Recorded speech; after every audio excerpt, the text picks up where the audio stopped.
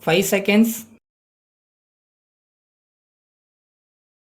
Start. Speaking in the Legislative Assembly on the Governor's address, an honorable member said, Mr. Speaker, sir, we have had a useful debate for the last 4 days. It will come to an end with the reply by the Leader of the House. I want to speak about 4 points, namely government loan, education, transport and planning.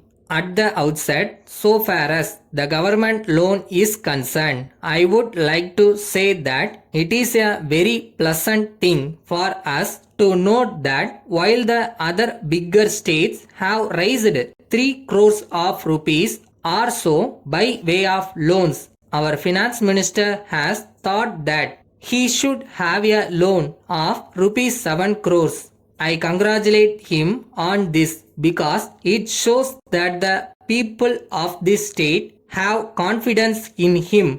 In this connection, I would like to point out that it has been the pride of this state to have its finances in a sound position. In the last 4 years, the banking and financial sectors have gained faith and confidence. They hope that the money raised will be spent in useful ways. So, I am sure that the loan will be oversubscribed on the very day it opens. Secondly, with regard to education, I have seen a report in the press that the government proposed to start a scheme of free education for poor boys. If the report is correct, it is a welcome measure. At the same time, I want to say another thing. While the government are prepared to do so much, the attitude of the Minister for Education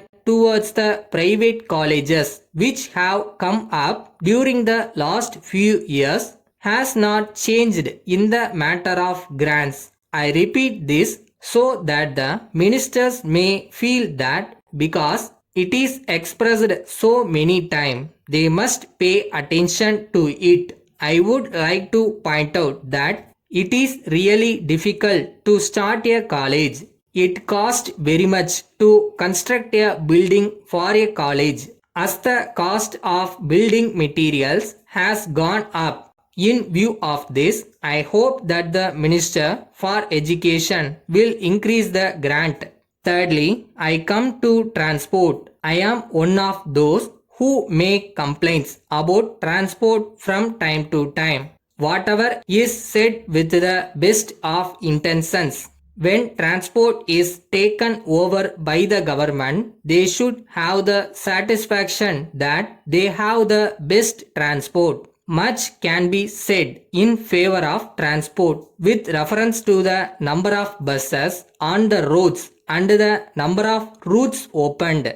I may pay my tributes to the Minister for Transport for the interest that he is taking in transport. On some occasions, our ministers should go out and have first-hand knowledge of our transport condition. I saw a report in the press about the minister going out to see the crowds at bus stands and satisfying himself about the adequacy of buses. I am sure that with the amount of interest that the transport minister is taking, there will be improvement in transport. Fourthly, we are going to start the 5-year plan as far as our irrigation schemes are concerned. We have come to an end, so the only hope for our survival is industries. I am sure that when the finance minister goes to Delhi, he will see to it that our state gets its share and is placed on the strong footing.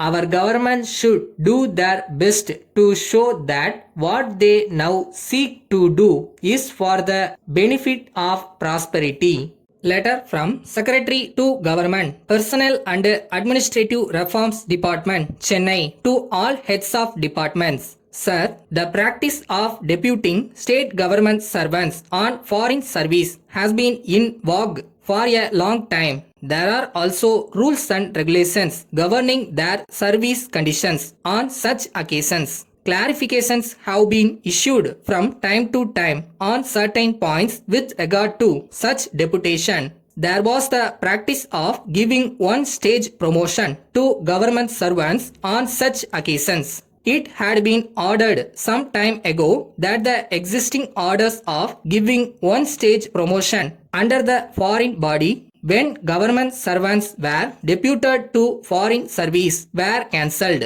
In this connection, a doubt has been raised whether the request of the Government of India for deputation of personnel on higher scales may be allowed. It is clarified that the above orders are applicable only to deputation of state government servants to state undertakings on foreign service terms. It may be pointed out that deputation of state government servants to the Government of India on higher scales is ordered only after obtaining the willingness of the government servants concerned, and the seniors who are not willing for such deputation will have to grievance. So, it is clarified that government servants may be deputed to Government of India, giving one stage promotion. This may be followed in the case of deputation of state government servants to Government of India. Yours faithfully.